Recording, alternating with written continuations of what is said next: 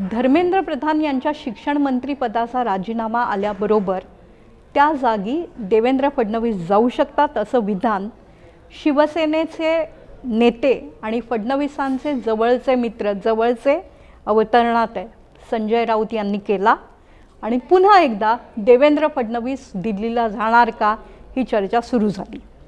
देवेंद्र फडणवीस पंढरीला आषाढी एकादशीला भगवंताचं पूजन करताना म्हणाले होते, मला सगळं मिळालंय, ईश्वराची जी इच्छा असेल ते होईल, विठ्ठलाला वाटेल तर मी मुख्यमंत्रीपदी महाराष्ट्राच्या राहीन, नाहीतर विठ्ठलाच्या इच्छेने जी जबाबदारी माझ्यापर्यंत येईल ती निभावीन।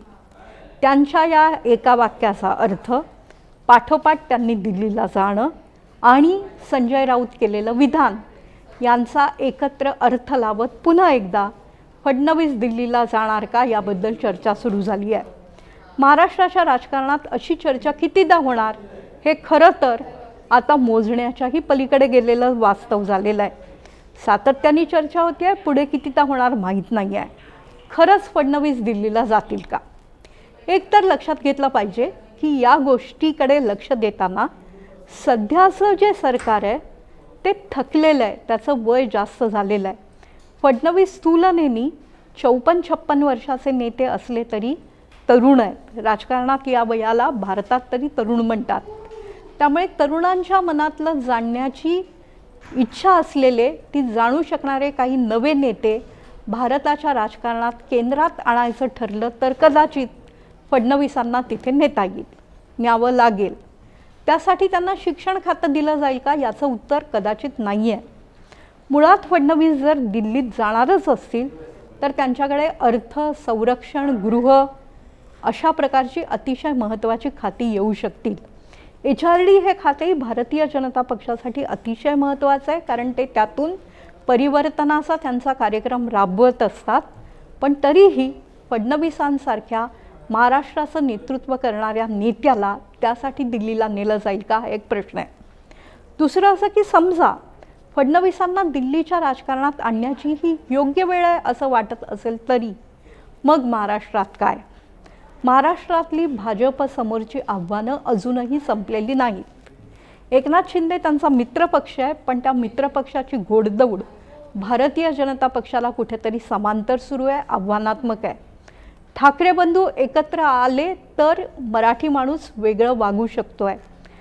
राज ठाकरे, उद्धव ठाकरे हे एकेकाळचे शत्रू एकत्र आलेले आहेत। या दोघांनाही फडणवीस सांभाळून घेतात। एकनाथ शिंदे यांच्याशीही कधी स्पर्धा तर कधी मैत्री असं तत्त्व अंमलात आणतात। अजितदादा यांच्या निधनामुळे राष्ट्रवादी काँग्रेस, शरद पवार नेमकं काय करणार ते कळत नाही। फडणवीस राज्यात नसतील तर सुप्रिया त्यांच्या नेतृत्वात सुनेत्रा वहिनींच्या पक्षातले आमदार त्यांच्याकडे येऊ शकतात। भारतीय जनता पक्षाला हे सगळं परवडणारं आहे का? ज्या प्रकारे मुलं रस्त्यावर आली त्या प्रकारे मोदी हे अत्यंत महत्त्वाचे नेते आहेत का, सर्वशक्तिशाली आहेत का यावर प्रश्नचिन्ह निर्माण झालं आहे। त्यामुळे आपल्याला काही मदत करणारे नेते किंवा आपल्याला वरचढ ठरू शकणारे नेते आत्ताच दिल्लीत आणायचा अमित शहा यांचा प्रयत्न आहे का याबद्दलही चर्चा होऊ लागलेली आहे। पण खरंच फडणवीस जर दिल्लीत गेले तर महाराष्ट्राच्या वेगवेगळ्या जिल्ह्यांमध्ये येऊ घातलेली गुंतवणूक इथे नक्की येईल का? फडणवीस जर दिल्लीत गेले तर त्यांची जागा कोण घेऊ शकेल? ज्या पक्षाचे सर्वाधिक आमदार आहेत तो पक्ष मुख्यमंत्रीपद हे अर्थातच एकनाथ शिंदे जरी त्यांचे जवळचे मित्र असले, सहकारी असले तरी त्यांना देणार नाही। मग महाराष्ट्रात भाजपमध्ये महाराष्ट्राची आव्हानं, महाराष्ट्रात येणारी गुंतवणूक, शिंदे गट, ठाकरे बंधू आणि त्याच वेळेला पवारांच्या कुटुंबातलं राजकारण सांभाळून घेणारा पण पक्षाला पुढे नेणारा नेता कोण असेल हा प्रश्न निर्माण होईल। फडणवीसांचं सगळंच बरोबर आहे आणि यश त्यांना सातत्याने मिळतं आहे का याला उत्तर अर्थातच विचार करण्यासारखं असलं तरी फडणवीस सध्या भारतीय जनता पक्षाकडे उपलब्ध असलेले सर्वात मोठे, सर्वात ताकदवान, सर्वात हुशार नेते आहेत। त्यांना जर दिल्लीत नेलं तर महाराष्ट्रात भारतीय जनता पक्ष दुसरा कोण नेता उभा करू शकेल हे सध्याचं आव्हान आहे। फडणवीस दिल्लीत जाणार का ही चर्चा सतत होते। गेल्याच आठवड्यात ते गमतीने म्हणाले की हो, मी कालच दिल्लीत जाऊन आलो. याही वेळेला दिल्लीतली आजची त्यांची 1.5 तासाची बैठक ही नेमकी कशासाठी होती हा प्रश्न आहे. ते खरंच दिल्लीला जाणार असतील तर महाराष्ट्रात त्यांचा उत्तराधिकारी कोण हा प्रश्न पुढे येणार आहे. आज या प्रश्नाचं उत्तर महाराष्ट्राकडे नाही.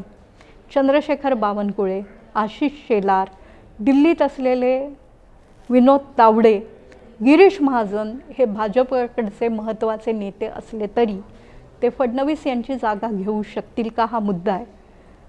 मुंडे भगिनींमधल्या पंकजा मुंडे या नेत्या म्हणून समोर येत आहेत, त्या ओबीसी समाजाच्या आहेत, पण त्या देखील महाराष्ट्राला पूर्ण नेतृत्व देत मुख्यमंत्री होऊ शकत आहेत का याबद्दल काही काळ थांबावं लागणार आहे. त्याचमुळे फडणवीस हे खरंच दिल्लीत जातील का या प्रश्नाचं उत्तर नाहीत देण्याची पसंती बरेच राजकीय विश्लेषक मान्य करत आहेत. म्हणजे हो किंवा नाहीला त्यांचं उत्तर नाही असं आहे.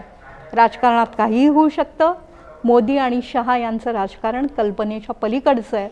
त्यामुळे फडणवीस फक्त 1.5 तास भेटीगाठींसाठी दिल्लीला गेले होते की पुढच्या गोष्टींची तयारी करायला गेले होते असा प्रश्न विचारला जातो आहे.